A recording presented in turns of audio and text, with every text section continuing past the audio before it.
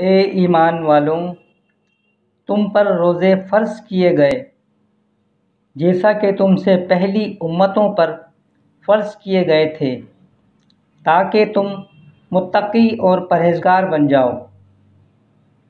آقائے دو جہاں، شافع محشر، ساقی کوثر، خیر البشر، انبیاء کے سردار، مقام محمود کے مکین، علم ذات کے امین، سرور کائنات، محبوب خدا، ہمارے پیارے آقا حضرت محمد الرسول اللہ صلی اللہ علیہ وآلہ وسلم نے فرمایا: اے لوگوں، رمضان کا مہینہ تم پر سایہ فگن ہو رہا ہے۔ یہ بہت عظیم الشان مہینہ ہے۔ اس میں ایک رات ایسی ہے جو 1000 مہینوں سے بڑھ کر ہے۔ اللہ نے اس مہینے کے روزے فرض کیے ہیں اور رات کے قیام کو نفلی عبادت ٹھہرایا ہے۔ جو شخص اس ماہ میں ایک نفلی نیکی کرے گا، اس کا ثواب اور دنوں کے فرض کے برابر ہوگا، اور جو کوئی ایک فرض ادا کرے گا، اس کا ثواب اور دنوں کے فرضوں کے برابر ہوگا۔ یہ صبر کا مہینہ ہے اور صبر کا بدلہ جنت ہے۔ یہ غمخواری اور غم گساری کا مہینہ ہے۔ اس میں مومن کا رزق بڑھا دیا جاتا ہے۔ ماہ سیام رحمتوں اور برکتوں کا مہینہ، خیرات و صدقات کا مہینہ، ہمدردی و غم گساری کا مہینہ، ایثار اور خیر خواہی کا مہینہ۔ رمضان مغفرت کا مہینہ، صبر و قناعت کا مہینہ، جود و سخا کا مہینہ۔ ماہ رمضان کا کوئی بدل نہیں۔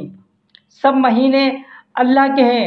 اللہ ہی نے دنیا پیدا کی، زمانہ پیدا کیا اور زمانے میں تبدیلی آتی رہتی ہے، لیکن رمضان کی خصوصیت یہ ہے کہ اللہ تبارک تعالیٰ فرماتے ہیں کہ رمضان کا مہینہ وہ ہے کہ جس میں قرآن مجید نازل ہوا،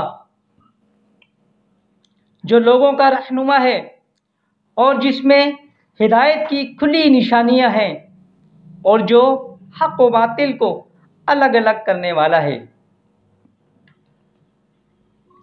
اللہ کے نبی سرور کائنات سیدنا و شفیعنا و مولانا محمد الرسول اللہ صلی اللہ علیہ وآلہ وسلم اور آپ کے صحابہ کرام، اولیاء اللہ، علماء کرام اور تمام مومنین اس ماہ مبارک کے استقبال کی تیاری ہفتوں پہلے سے شروع فرما دیتے تھے، اور رمضان کا چاند نظر آتے ہی تمام اذکار و مشاغل سے یکسو ہو کر عبادت الہی و طاعت خداوندی میں منہمک ہو جاتے تھے۔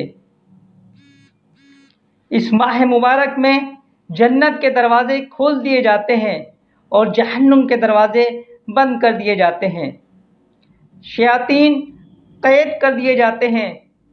ہر شب کو ایک منادی پکارتا ہے: اے خیر چاہنے والے، آگے بڑھ، اور شر کا ارادہ کرنے والے پیچھے ہٹ۔ اس ماہ خیر و برکت میں مومن کا رزق بڑھا دیا جاتا ہے۔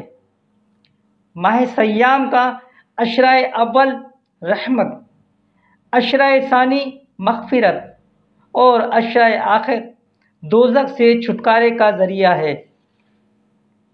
اس مبارک مہینے میں اللہ عز و جل اپنے بندوں کی طرف خصوصیت سے متوجہ ہو جاتے ہیں، خاص رحمت نازل فرماتے ہیں، گناہوں کو معاف فرماتے ہیں اور دعائیں قبول فرماتے ہیں۔ اس ماہ کی آخری رات میں رب تعالی امت محمدیہ صلی اللہ علیہ وسلم کے روزے داروں کے لیے مغفرت کا اعلان فرماتے ہیں۔ بندوں کا ایک دوسرے سے نیک اعمال میں بڑھنے کی کوشش کرنا دیکھ کر اللہ تعالیٰ خوش ہوتے ہیں اور فرشتوں کے سامنے فخر فرماتے ہیں۔